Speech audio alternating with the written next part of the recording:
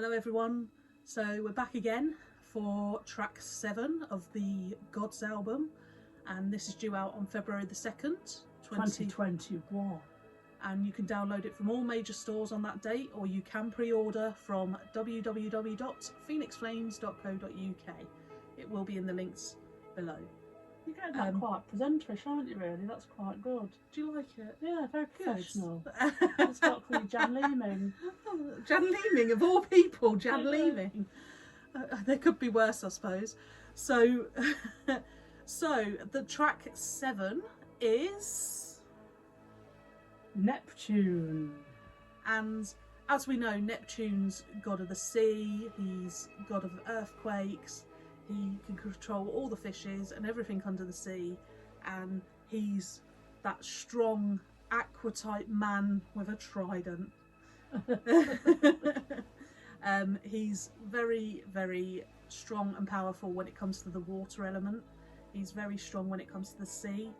I like to use Neptune when I'm actually swimming in the sea.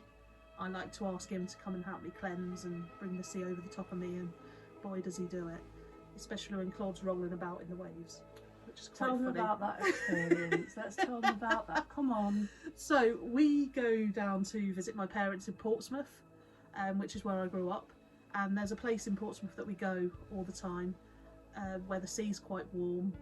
If you want to know where that is, you're going to have to ask us, because we like to keep it a secret, because it's so warm, it's so nice. Because we don't want it to get overcrowded. Last time we spoke about somewhere we like to go, everybody in the world's now going, and it's ruined it, so we can't go there so anymore. we're not telling people our secret little hideaways anymore. We found a really warm patch of the sea, put it that way. Yeah, and it isn't because one of us is weeing.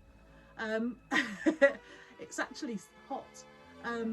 So we go there, and the second time we went, my mum and dad were on the beach looking after our things, and we were in fully clothed in the sea, swimming about, loving it.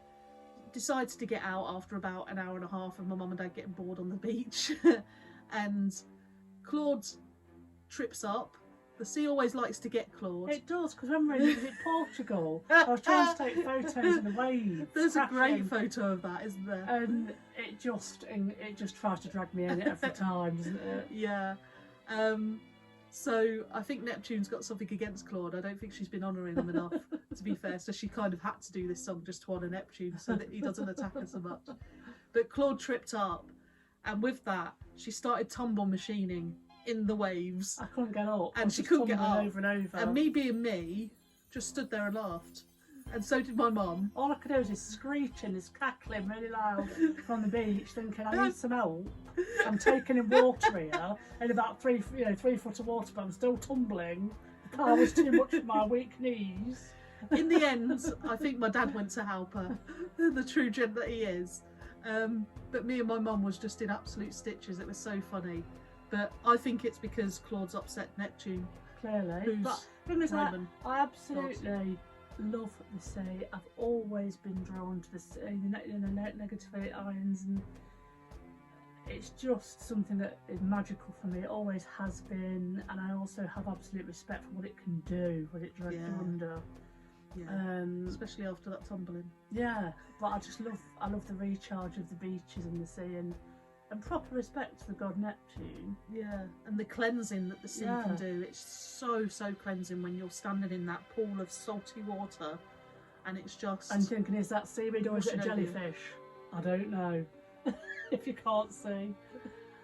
So, with Neptune, why did you choose to do Neptune as in the Roman god of the sea, rather than any other god of the sea that there is out there? I mean, I find Neptune more enchanting than others, I think. I'm not saying it's very... Oh, sorry, I mustn't fold my arms, Angela. Sorry. I just felt drawn to Neptune rather than the others, really. And I'm not saying that others won't be done, Angela. We've had this discussion earlier. There could be other gods' albums out there. I think there needs to be another goddess next. And also tagging it, But I just, the power of Neptune, I needed to really respect Neptune because of my obsession with the sea and the oceans and things, and I think it's the most... I'm going to step ahead before you ask me that question. It's probably one of the most epic pieces of music I've done, because it really does travel through the sea, and it, you know, it starts off quite drony and building up, and then we'll get to the kind of rhythmic power of Neptune. Yeah. So for me, it kind of feels like it's a dolphin's journey. That's Rambo, by the way, going through the sea. That's Rambo. Rambo. Going through the sea. So you start off as this slow, gentle swim, and then all of a sudden it gets more and more excited, and it eventually meets with Neptune, and Neptune starts giving it its orders, and that's when the power comes in, and it starts creating all this journey and this adventure in the sea, and it is a stunning piece of music. This is very powerful. This is another one that is epic. That is the only word that you can use for this track. It is epic, and there is dark so undertones. much going on. Yeah. So much going on. I mean, just as you said, just like the sea, there's parts of the sea that we have no idea what's at the bottom of the seabed. We have no idea what's going on down there. I'd like to think there is the lost city of Atlantis down there. I'd like to think the aliens have landed down there. There are creatures that are glow in the dark. There are glow in the dark creatures down there and stuff, and there's things down there that we'll probably never find out what's down at the bottom of the sea, because we're not supposed to. So there is that dark undertone in this song at times when you do kind of get a bit of intrigue in it, and you do kind of think, oh, where's this going to go? And then all of a sudden it comes back up in a crescendo and just explodes, and it's like the dolphins jumping out of the water and back in again, and it's just amazing. It's an amazing, epic piece of music. A piece of music that could be really well recreated with a real orchestra. Oh God, yeah. I mean, this album has been recorded on Logic Pro X in my home studio on a MIDI keyboard, and with the MIDI sounds that are on it, and even though they're very, very good quality, it's like you can't beat live instruments. But yeah, I mean, the dream is some of my music being recreated by orchestras. Yeah, on a live stage. How amazing would that be? But yeah, it's a powerful bit of music, and it's something to empower you when you're listening to it, I think. So if somebody was going to use this track with some sort of magical ritual or within spell work, what would you advise, Angela? What would I advise? Because I'd advise using it as the water element. I'd advise using this as the water element. I'd totally, if I was working with the water element, I would use this track. I would utilise it, I would work through it, and I would do a huge ritual around water. I'd want to do it with seawater there. I'd want to do it with pebbles. I'd even want to do it on the beach, to be honest. So, yeah, instantly I would use it with the water element. Instantly. There's no thinking about that at all, really, is there? Let's be fair. No. If you want to use the strength and the power of the sea, this track will be the one to use it with, because it's epic.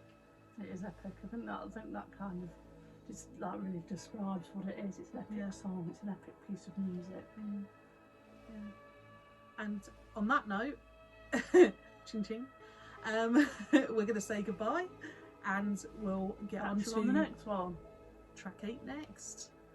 Thank you for staying with But us. don't forget to watch all the others. The others will be on playlists from 1 to 8 at least. Well, and then 1 to 15 hopefully.